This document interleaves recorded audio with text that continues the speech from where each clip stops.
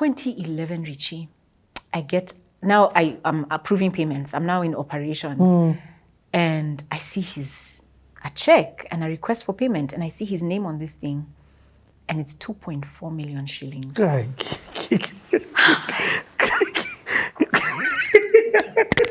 I called him. Please, can we have coffee? What?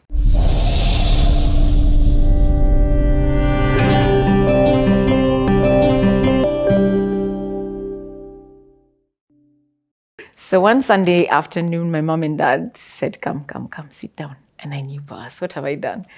And then I said, so what's your plan? What do you like? What do you enjoy? What do you want to do? They were just asking me questions. I said, look, the truth is, there's an experience I had while at Three Mice that made me realize what I want to do long term is in the financial services space. They're like, really? So let me give you background. So while I was at Three Mice, there's a job we were pitching for Old Mutual. And because it was Old Mutual products that we wanted to create an e-commerce experience for, Paul Kukubo again came to me and said, look, you're the only person in this space, in this company that understands finances. You studied finance.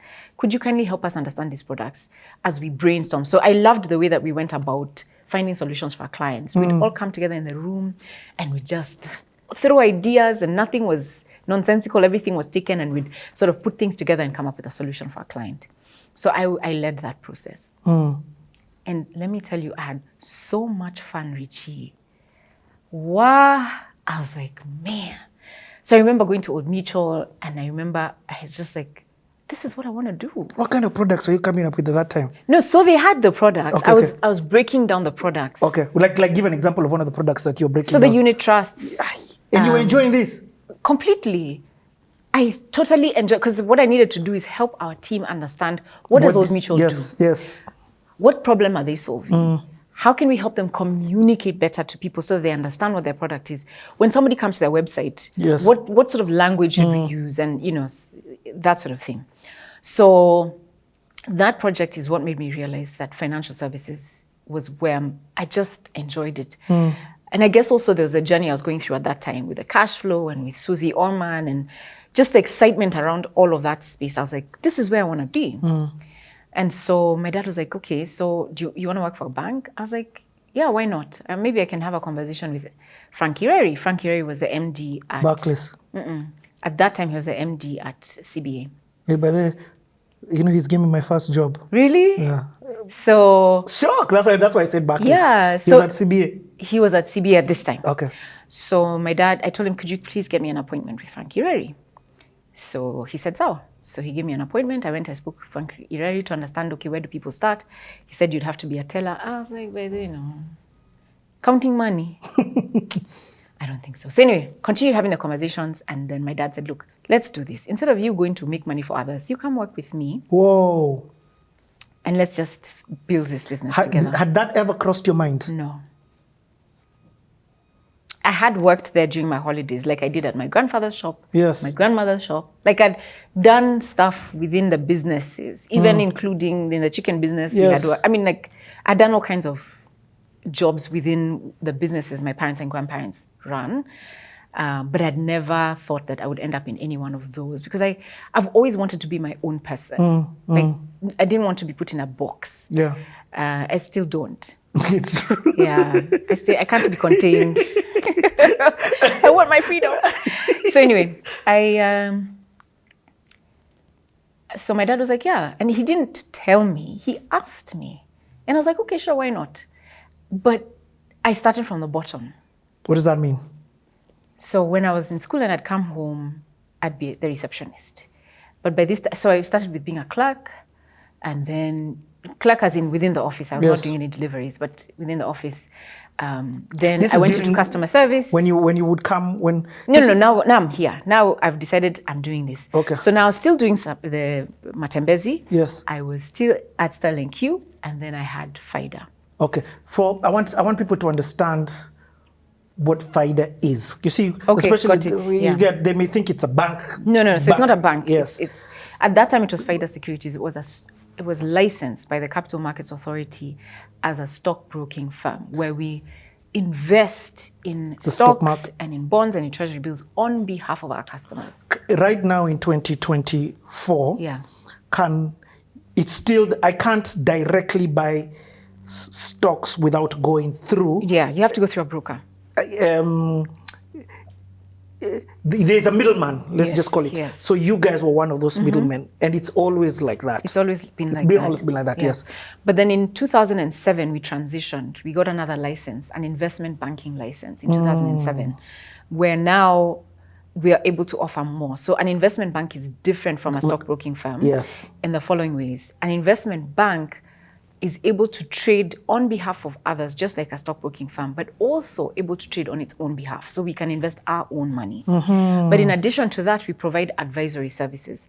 So, for example, a company wants to raise capital to be able to invest in, I don't know, to be able to build a factory, to be able to do whatever it is that they want to do. We can create instruments that help them to raise that capital.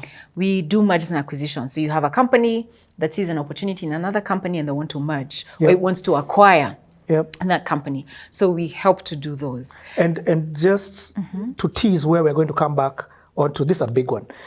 You have been involved, you are involved in the NCBA merger. Yes.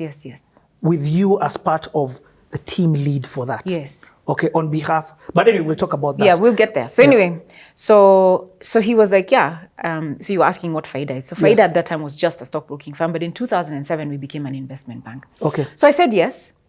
And I began. How's the market at like that at that time? Oh, it was horrible. It was horrible. Again, we hadn't yet stabilized. When I joined, Kibaki was just coming in. But it was also a phenomenal time when I look back. Well, it was stressful because, paying salaries was something. So even as the company was a baby. Yeah, no, it wasn't a baby per se. It was going through a struggle at that point in time. Okay. Because of the economy at large. Many companies were struggling at that time. And I remember at that time, during just that transition happening with Kibaki, I had just joined and I get a call. At this time, I'm in customer service. And I get a call from the receptionist and she says, there's a student here from the Nairobi University and he wants to talk to someone about shares. Do you mind speaking to him? And the reason I was given that client was because I'm the youngest. I'm the one who has the time. The other people in the business are more mature and they're like, student. This guy is going to bring us 2 Gs. So I was like, yeah, of course. I'd be happy to. And remember, I'm excited. I'm happy to be in this space. This is what I'm passionate about. So the student came in and I sat with him and he gave me his story. And he said how, my mom passed away. I'm an orphan. We're 4 of us in our family. I'm really 8 in my family. This has to work. And I'm so excited. I got help loan and I'm going to use some of that help loan to invest just so that I have assets that can finance me. And at least I have something that I can save towards. And I looked at this guy and I was just like amazed. And we connected like this because I could identify with him. His story was just, for me, just so heartwarming. And I was like, yes, I'm happy to help you. So we started a journey. How do you identify? What do we do? And he'd come, we sit, we talk, and he'd bring 2,000. The first amount he brought was 5,000. He used to earn, per term, I think it was 19,000. I can't remember what it was, but I remember that time when he came, he had earned 19,000 shillings, and he gave us 5,000 to start. And so we started this journey. And I worked with him for 4 years. After 4 years now, I'd grown, I'd moved into a different department, so I handed him over to a friend of mine.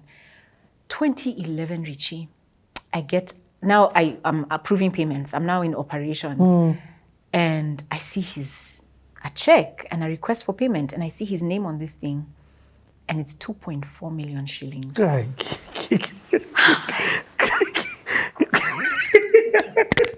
I called him, please, can we have coffee? What? Like, how did we get here? Yes.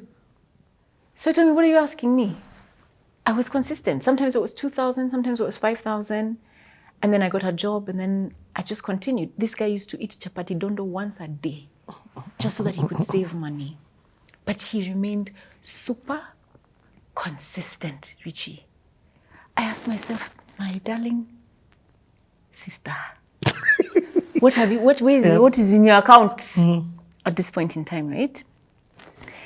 And I realized I had messed up again because I had taken for granted what I had. And he told me he was putting a down payment for an office at Crawford Business Park. I'm like, what?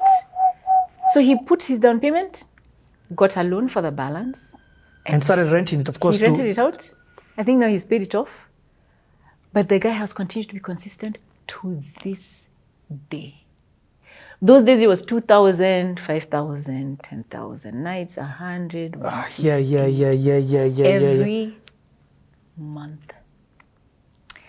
Let me just tell you, that one client is the reason I have MoneyWise. One of the reasons. One of the reasons I have MoneyWise. And the toast. I'm just like, of course, the toast. there are many pieces that have made me sort of get to the place I'm just like, yeah. Huh? Anyway, so that was that. That's such a powerful story. You know, we, together with George Kago, my business partner at the time, we helped you start this MoneyWise thing. And I remember by that time I had other clients who I was concentrated with. Yeah. So you were not with me. George was the one always with you. But one thing that I do not doubt, and you need to see these first videos, Yani, was your passion to teach people about money. Yeah. You would. There's a lesson that you've taught me that I've never forgotten till today. You said, "Don't loan people money, give people money," and that's something that I carry on today. Because if you loan and then it affects the relationships, and at that time it was affecting some relationships that I had. So I always still today put that one small nugget from that one of the first videos that you said. If a guy comes and asks me, "Oh, please, can you loan me 2,000?" I'll think, "Can I give them?" Yeah. And if I give them and they never pay me back, will I be cool? Am I willing to lose this? Okay, yes, 2 Gs, or no, I don't have. Yeah. That's what I got. That's one of them. And we have to say you are one of the pioneers of YouTube. And I say that because I introduced, when I worked at YouTube, and the only 4 Kenyans at the time working at YouTube. So you together with Caroline Mtoko, we all started at that same goal. But you were consistent. There's been a few gaps here and there. Oh my gosh, there's big gaps, but you know. Yeah. So I'm trying to say that to tell people, even if this interview lasts 10 hours plus, we're still continuing, there is so much wealth of information that you can get for free on Rina's channel. There are things that you should also pay for, and I'll get to that, her book and stuff, because she also has a book called MoneyWise, and this is a very good place for me to plug it in. Do your life a favor. Get yourself that MoneyWise book. How much are you selling it for locally? 1,000. 1,000 shillings. Go into the description, 1,000 shillings, and then you'll also pay for the delivery fee.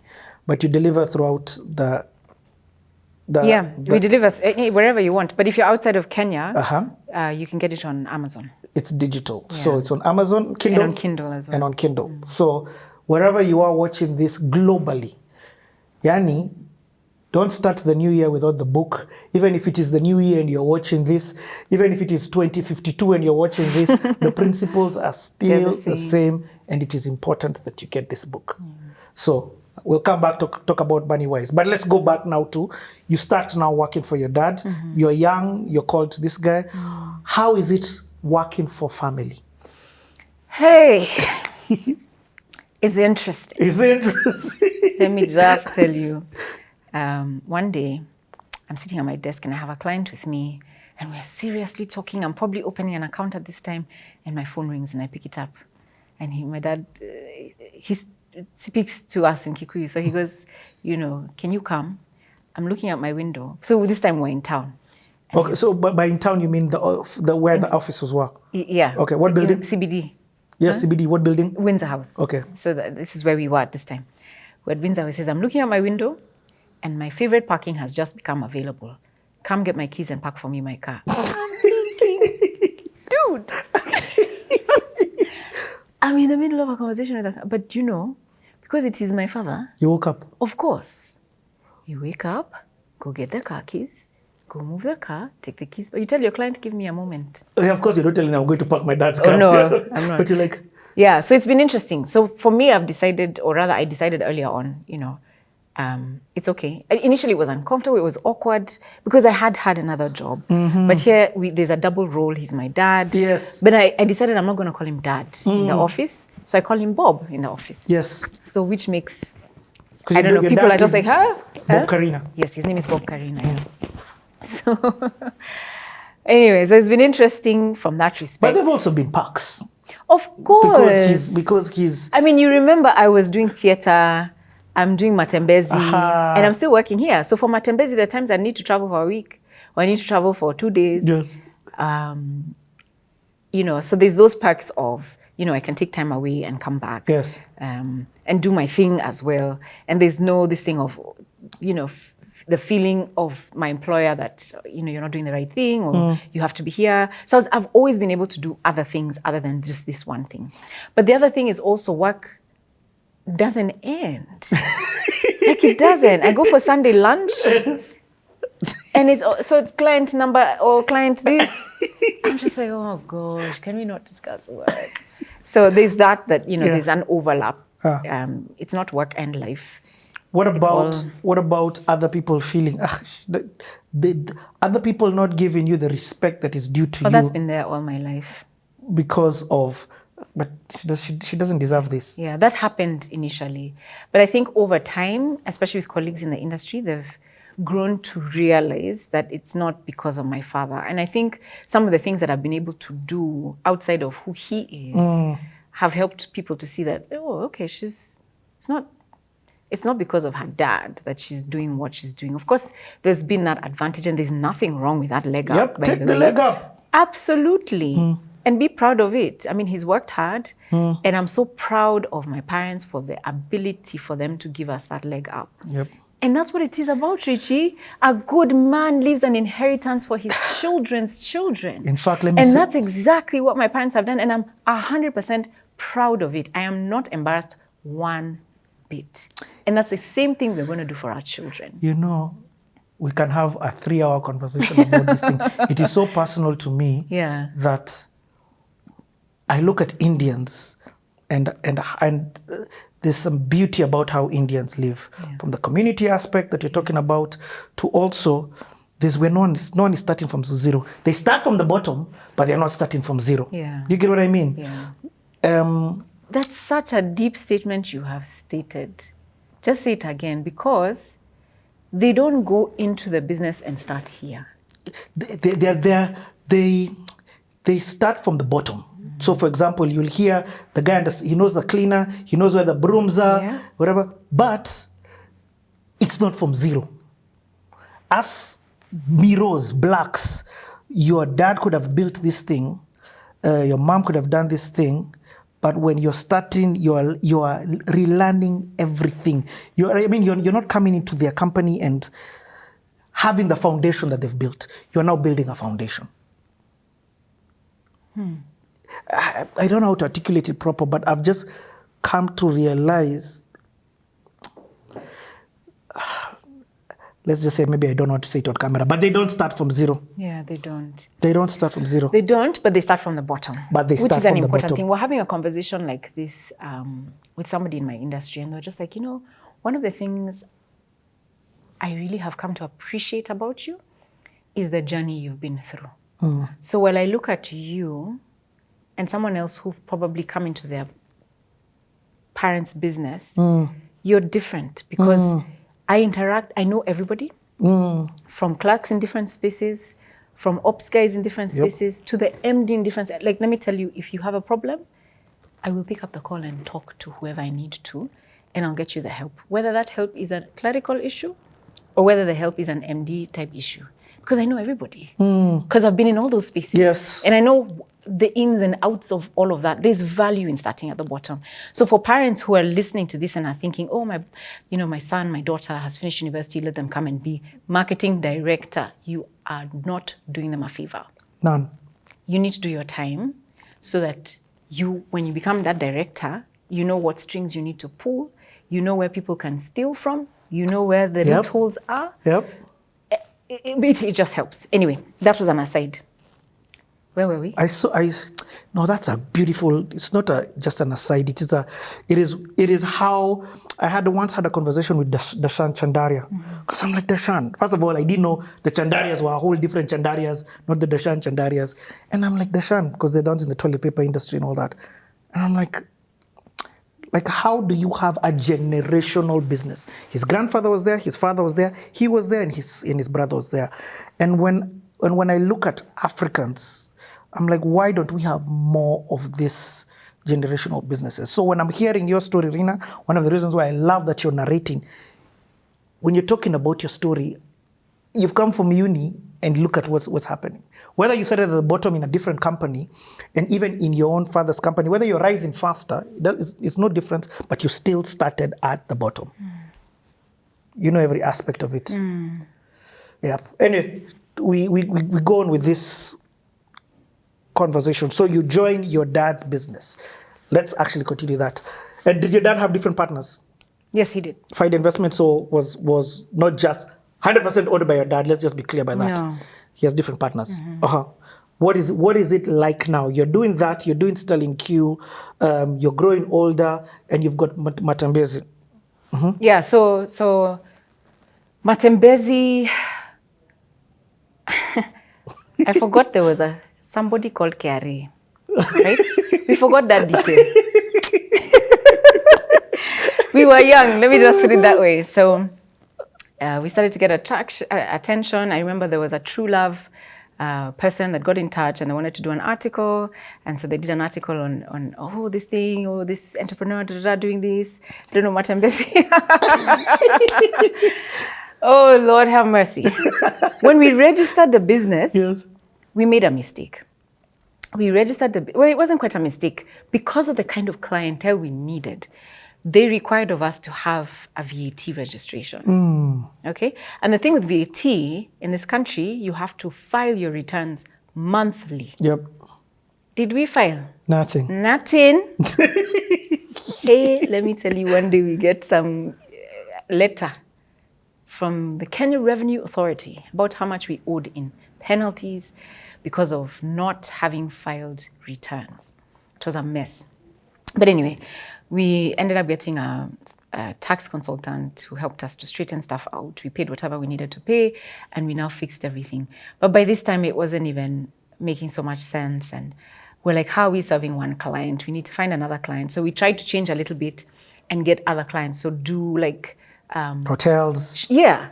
Get into hotels, get them to give us contracts to showcase their spaces, give them CDs that they can use to sell their spaces and things like that. So that worked for a little while. You were in content marketing. I was, imagine, just of a different form. Yeah. And then I guess we got busy and it died a natural death. Okay. I'd say, we're not able to give it the attention. And there was so much more competition now coming in. They had, all these different people that were coming on TV, and people preferred to be on the TV space. YouTube wasn't there those days. Yep. So it had to be CDs, and the reach on TV was much better. So most of these companies preferred to be on those sort of spaces. Okay. Okay, so this baby decides to die, but Sterling Q, you're still... Oh yeah, so then there's still Sterling Q, and Sterling Q continued. Sterling Q continued. The biggest show we did was an original musical. Called? Okay, or is that the suspense bit? No. I will tell you. It was called Rwanda. What? Yeah. That was huge. That was massive. And during Rwanda, or when Rwanda was being dreamt up, Alan was made production manager, but now I had to move from the artistic team because now we needed a lot more help. So Paul asked that I become Alan's assistant as production assistant. Hey. In real life. In real life. And then, the artistic team was beefed up. We had people like Atemi and Eric and I wrote the music. Yeah. Kajet and Boy wrote the book, the script. And we had all-star cast again. Yeah. On Rwanda. It was fantastic. Like, I've never in my life worked on a project as amazing as that. Anyway, details of the show. Hopefully some of you managed to watch it. It was so much fun. But I remember thinking, Annie, this guy. Goi. Yeah, Goi was there. Luanda. Yep. And June was his, Yep. you know. Luanda was interesting. I remember before Luanda, part of the artistic team, we used to look at Alan and I'm just like, this guy, he's always katieing us. You know, he's always like getting in the way of what we want to be able to do. We want to have all the glitz and the glamour. He's like, nope, we can't budget. I'm just like, please, like, just let us live a little. And we all felt the same way. Wait until I was made his assistant. I realized what the kind of stuff he has to put together for a musical to happen is out of this world. Managing a cast and production team of 18 people, making sure the backdrops are done. Everything that we want to happen happens. We want a guy to fly from there to there. He has to find a way to make it happen. We need a coat when we're doing the, Joseph and the Technicolor Dream coat. It has to fly from I don't know which side. He has to make things happen that is in our heads. So he would be the person that when the artists dream, he makes it happen. And Kwa ground vitu ni different. Kwa ground vitu ni different. I started to get such a huge respect for him. And so my initial, this guy, started to change to, wow, like how has he been able to do this? And so I really started to respect him. And then, so anyway, the musical started to happen. We practiced. It was months and months. I think the whole practice and everything was 9 months or something after the script was done. It was that long because it was a new production. Everything was new.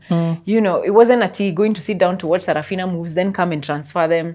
It was everything absolutely trial, error, fresh. that doesn't work. Yeah, try again. Anyway, so that's where I guess also started to just fully get immersed in the musical world, like from a different perspective, understanding sponsorships and all of that. Anyway. So were you handling also this world of sponsorship at this time? So this time it was actually being handled mostly by Paul and Peter. Okay. Yeah, Paul and Peter. For us, it was the production. The lights, backdrops, who's on stage, who's the stage manager, artistic team, director, all the stuff. Making sure rehearsals are happening, making sure we have the space for rehearsals. People are coming for rehearsals, taking knowing who came, who didn't come, what are they eating, who's going home, organizing transport for everybody. It was a lot. Yeah, it's a lot. It was a lot. Sounds like a hobby, but it is a job. It's a job. No, it was a job. It was a job, but it was fun. Yeah. It was fun. No, when you say theater, guys like, oh man, it's creative.